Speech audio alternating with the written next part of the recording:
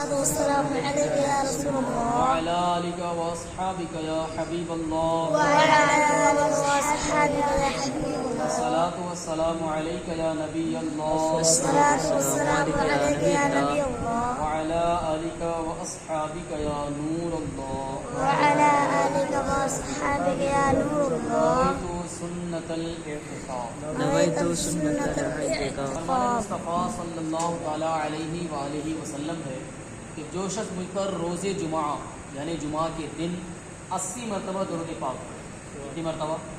جمعہ کے دن 80 مرتبہ درود پاک پڑھے گا تو اللہ تبارک و تعالیٰ اس کے 80 سال کے گناہ صغیرہ یعنی کہ چھوٹے چھوٹے گناہوں کو معاف فرما دے گا۔ صلو علی الحبیب صلی اللہ علیہ وسلم۔ آج بھی انسان اگر پریشان حال ہے، کسی بھی طریقے کی ہمیں اور آپ کو پریشانی اگر ہے، اور آپ سچے دل سے آقا کریم کی بارگاہ کی طرف لو لگا کر کے اپنی پریشانی کا اظہار کرتے ہیں تو میرا اور آپ کا ایمان اور یقین کامل ہونا چاہیے کہ انشاءاللہ وہ پریشانی آقا کے در سے آج بھی دور ہو جائے۔ آئیے ایک واقعہ سنتے ہیں۔ مدینہ منورہ شریف میں ایک ہاشمی عورت رہتی تھی، اسے بعض لوگ ایذا دیا کرتے تھے، تکلیف دیا کرتے تھے، ستاتے تھے بہت زیادہ۔ ایک دن وہ حضور صلی اللہ علیہ وسلم کے روضے پہ حاضر ہو گئی، آپ کے روضے پہ وہ حاضر ہوئی اور عرض کرنے لگی، یا رسول اللہ یہ لوگ مجھے ایذا دیتے ہیں، لوگ مجھے تکلیف دے رہے، لوگ مجھے ستا رہے ہیں، میں پریشان حال ہوں۔ جب اس پریشانی کا انہوں نے شکایت کی آقا کریم کی بارگاہ میں کہ لوگ مجھے ستا رہے ہیں، پریشان کر رہے ہیں، تو وہ خود کہتی ہیں کہ روضہ انور سے آواز آئی، سبحان اللہ، روضہ انور سے آواز آئی، آقا کریم کی روضے سے آواز آئی۔ کیا آواز تھی؟ وہ آواز یہ تھی کہ کیا تم نے میری زندگی کو نہیں دیکھا کہ میرے سامنے بھی طرح طرح کی مصیبتیں تھیں، میں نے طرح طرح کی مصیبتیں سہی ہیں، مجھ پر ظلم کیا گیا، لوگوں نے مجھے بھی ستایا ہے، مجھے بھی تکلیف دیا تو میں نے برداشت کیا تھا، میں نے صبر کیا تھا۔ فرماتے کہ دشمنوں نے مجھے بھی ایذا دی اور میں نے صبر کیا، میری طرح تم بھی صبر کرو۔ یہ آواز روضے سے آئی، آقا کریم کے دربار سے، روضے سے جب آواز آئی تو عورت کہتی ہے کہ پھر میں نے صبر کرنا شروع کر دیا، میں نے صبر کرنا شروع کیا تو فرماتی کہ کچھ دنوں کے بعد وہ تکلیف دینے والوں کی تکلیفیں بھی کم ہو گئی، تکلیفیں بھی کم ہو گئی، تکلیف دینے والے بھی کم ہو گئے۔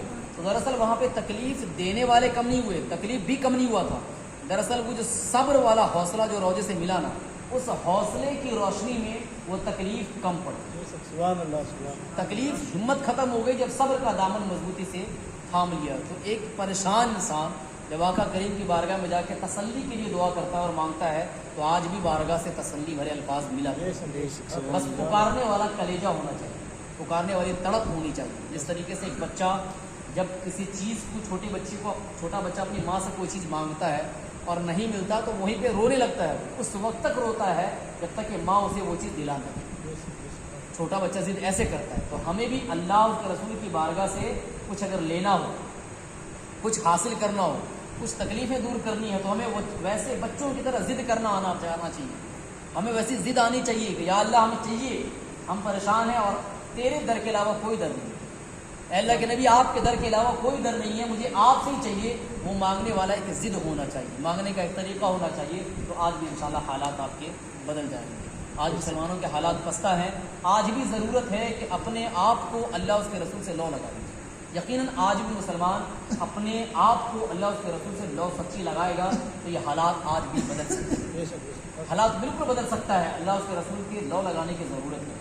اسی طریقے سے حدیث پاک ہے کہ اللہ تبارک و تعالیٰ کے نبی صلی اللہ علیہ وآلہ وسلم نے فرمایا کہ اللہ نے مکے کو حرم بنایا ہے، توجہ کے ساتھ اللہ نے مکے کو حرم بنایا اور حرم بنا کر کے وہاں پہ گھاس کاٹنے کی اجازت ہے، نہ وہاں کے کانٹے کو کاٹنے کی اجازت ہے، یعنی کسی طریقے سے درخت وہاں سے کاٹنے کی اجازت، گھاس وغیرہ کو کاٹنے کی اجازت نہیں ہے، اس لیے کہ اللہ نے مکے کو حرم بنایا ہے، احترام کی جگہ بنایا، تو وہاں کوئی چیز کاٹنے کی اجازت نہیں ہے۔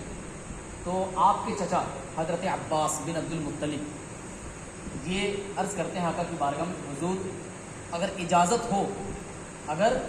اجازت ہو تو مجھے اذخر، ایک گھاس ہوتا ہے اذخر طرح کا، اذخر گھاس کاٹنے کی اجازت دے دی جائے، اس لیے کہ اذخر گھاس یہ ہمارے چھتوں میں کام آتا ہے، چھپڑ دینے کے لیے۔ اس زمانے کا دور گھر تو ویسے ہوتا تھا نا، آج نہ پکے بن گئے، تو اس زمانے میں اذخر گھاس کو چھتوں پہ لوگ لگاتے تھے، قبرستان میں جب قبر ڈالتے تو قبروں کے اوپر اس کی گھاس ڈالا کرتے تھے، تو اذخر گھاس کو لوگ استعمال کرتے تھے.